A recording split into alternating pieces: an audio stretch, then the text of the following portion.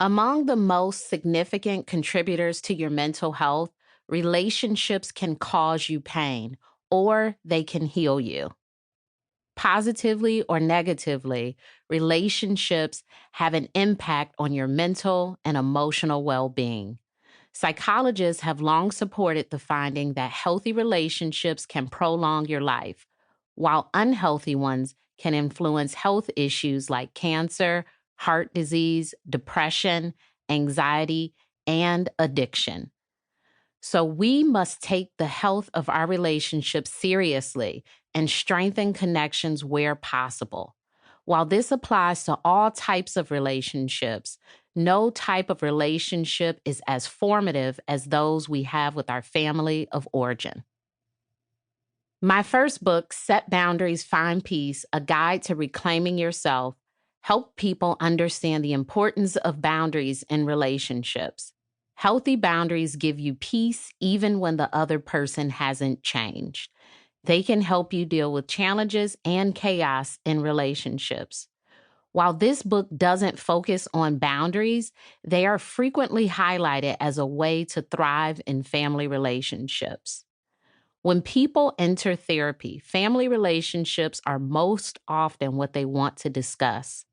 From a therapist's perspective, many of the issues in marriages, friendships, and other relationships were birthed in our families. People may lament, not everything is about my family, but so often it is. One question that often comes up in therapy is, who was the first person to make you feel that way?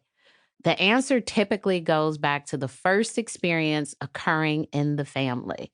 How people engage in the family is usually how they engage in the world. Family relationships are the most common type of unhealthy relationship. If you're wondering why, I will venture to say that they are where we spend our formative years in a considerable amount of time, if not physically, then mentally. The people in our childhood home are our primary teachers for many years.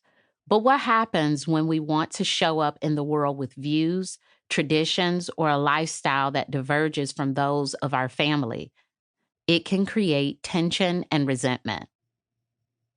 The truth is that during your childhood, you likely weren't allowed to be yourself.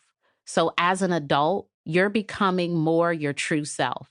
And it's healthy for you to figure out who you are, separate from who you were molded or told to be.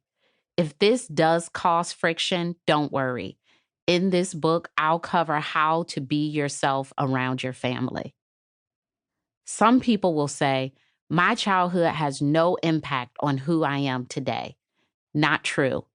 You can't simply extract all the good behaviors you learned and pretend away the ones you'd rather not possess. Behaviors stick to you until you consciously change them. Tendencies within families have a way of tricking us into accepting certain family norms. For instance, I found that people from single-parent homes often struggle to understand the parent-child dynamics when two parents are involved.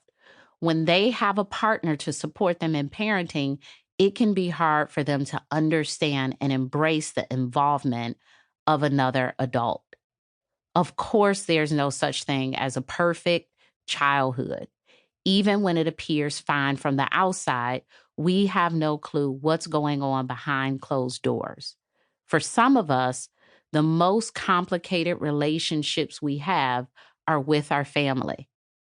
People tell me that they want to change or improve their family relationships, especially with parents, siblings, and extended family members such as grandparents, aunts, uncles, and cousins, more than any other relationships. Another huge sore point is in our relationship with in-laws and blended family members, such as learning to parent children who have become adults. Plus, family relationships set the tone for how we operate in outside relationships, including friendships and romantic relationships.